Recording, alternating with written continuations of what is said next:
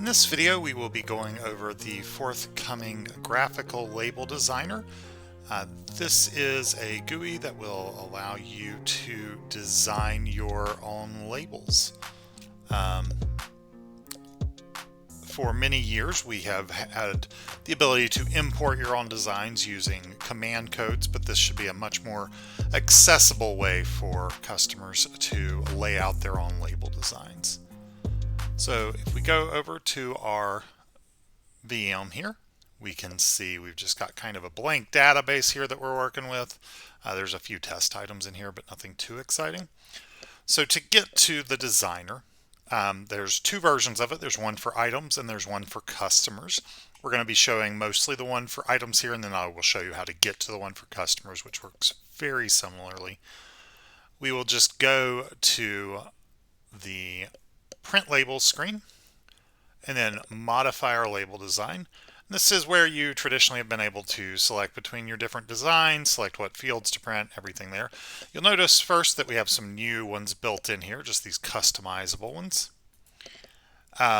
Those are kind of baseline ones that we're using this designer that you can load from if you want to take one and modify it. But I'm going to go through building one from scratch here. So you'll notice a couple other things here. You're going to notice the design label button here. And then I'm going to go into images first, and we're just going to add an image here. These are images that you can use on your labels. This includes like a logo, for example. I'm just going to grab actually one of these pieces of album art that's been imported, and we will use that as a logo, quote unquote. That probably wouldn't print very well. You would want to make sure that you do something that will print well onto a label. So if we then go into design label, you'll notice we get a couple of windows here. We got our label toolbox here that we can work with, and then we have the label itself. So a couple of things I'm just going to mention right away. Number one, along the bottom, we've got our kind of buttons that we can work from. So we can save and load. That will save this to the database or load it from the database. You can delete out existing designs.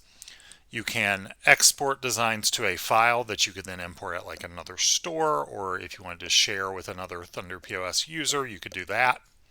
And then show label just brings the, if your label screen ends up behind, you can hit show label and that will just bring it to the front. And exit obviously will exit this screen. So we're just going to fill in a design name here. We'll just call this one sample for video. So the height and width, these are approximately 100 to 1 inch. So the default is 2.3 inches wide by 1 inch high, which is a label size we have sold for many years. So there is a reasonable chance if you ever got labels from us that this is the right size. But you can play with that if you want a wider label, if you want a narrow label. There are limits. At a bare minimum, it is 50 by 50, so about ½ an inch by about ½ an inch. At absolute maximum, I don't know why you would want to do this, but you can do 8.5 inches wide by 11 inches tall. So then we'll just do just for the purpose of having a little bit more to show, we'll do 2 inches tall by 2.3 inches wide, which should give us plenty of room to just demonstrate the different elements. So then under add elements here, we can select from our different types. So text is just text that's going to be the same on every copy of the label. If you wanted to say something on the label, such as if you wanted to put your return policy on there, maybe you could squeeze that in, or anything that you want to print on every label that you print that is not a field in the database. The barcode will be the item ID. The font will be for if you show the item ID for the barcode below it. The height will be the height of the element. Now that height will, if you do 50 and you show the item ID, then it's the 50 is going to be the text plus the barcode. Where if you do, in fact, let's just show it. We'll do this side by side. So we'll show it. So that's obviously got the item ID down below it. And then If we don't do it, you can notice that this is actually substantially taller because the space that would be taken up by the text is instead more barcodes. Now, for a 2-inch high label, probably just print the item ID. But if you're squeezing onto a small label, you might not choose to print the item ID because you expect it'll probably be on there, or that you can look up the item in the event that you can't scan it. So that kind of depends on your needs as to which you might want to do. Data is like text, except it's actually a field from the database. So most of these are just fields from the item. So price is going to be new or used price 2, depending on the item you're printing and which label you're selecting. Most of the rest of this is just going to be fields in the database. At the bottom, there are 3 that are kind of special. Store name is going to print the company info 1 line from your settings. That's going to typically be your store's name. Date printed will print in, for example, today it would print 11/28/2022 for November 28th, 2022. But you're going to print that if you need to, on the label, say what day it was printed, which some of our customers I know do. And then new or used will print simply the word new or the word used, depending on if it is a new or used product.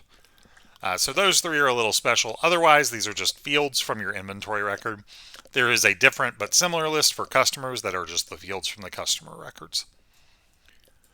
Image will allow you to print one of the images we selected. You can fill in your height and width there, and you can see it just puts it on there. So you'll notice that we're allowed to overlap. We'll go over that a little bit more here in a second. And then line finally allows you to just click, and you get a line.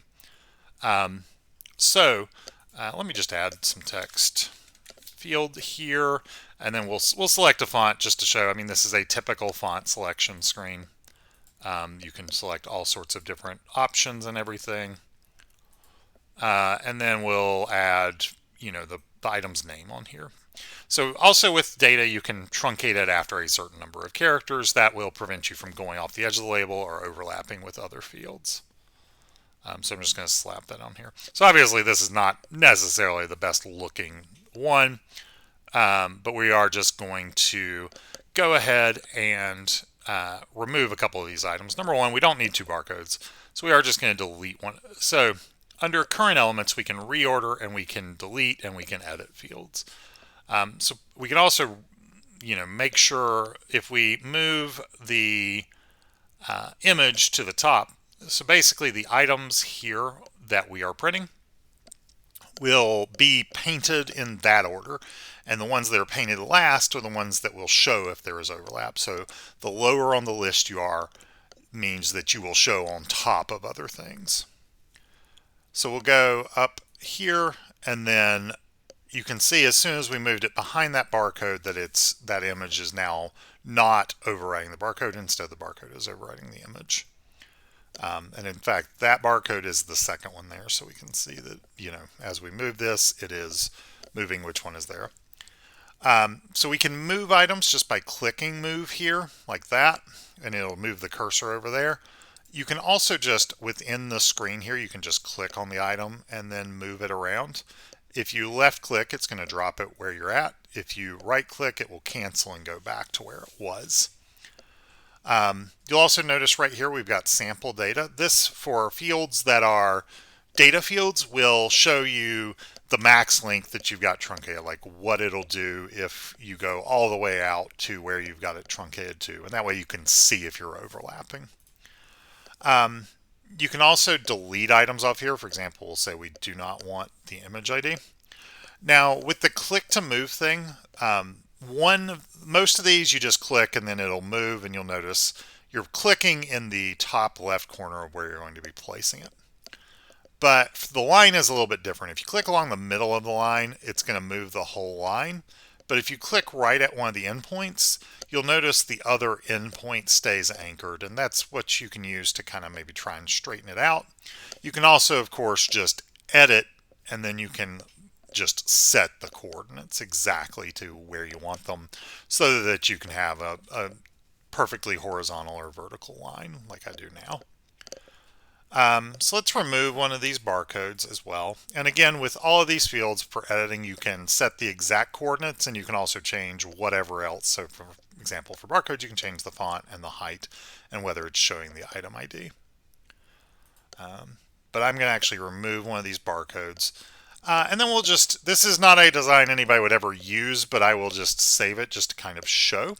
So we'll hit save here and then we'll exit this, and you'll notice that sample for video is now available. So number one, we can now hit preview here and just see a preview of what it's going to look like printed for this specific item, which is called a test price table item. So the only field here that is visibly different is the test price table, which is the name. The barcode obviously is different, but human eyes can't really tell that. I'm also going to go ahead and just print the label. I have it set to print to a PDF. So we'll just go ahead and do that. So that's video sample. And go to our documents here and just show that. So you can see it's printed out.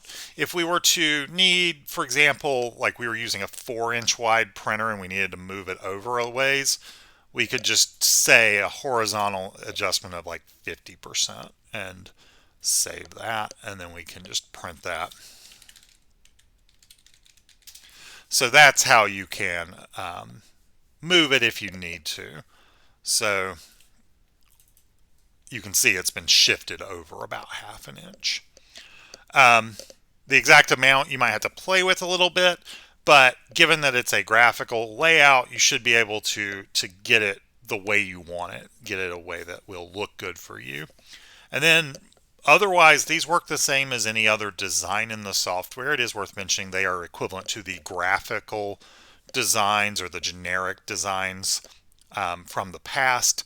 So they are not tied to a specific label printer. Instead, it will print to your printer. You may have to play with your margins and all to make it out right. You will also then be able to go under, and you'll have to do separate designs, but the designer works very similarly. I'm not going to run through it completely. Just under customers and then print labels, you can modify the label design and you can do design label there. And very similar, just the primary difference here is just the data elements are going to be different because they're going to be customer specific fields. So there are a couple of extra ones here for city, state, zip that will put that all in one line and format correctly. And then full name will give you the first name, a space, and then the last name. Those are kind of combination fields of data for customers. But other than that, this is something we look forward to seeing how people use this. It should allow for you to use whatever label sizes you already have. We know some customers come to us with labels they have purchased for other point of sale systems.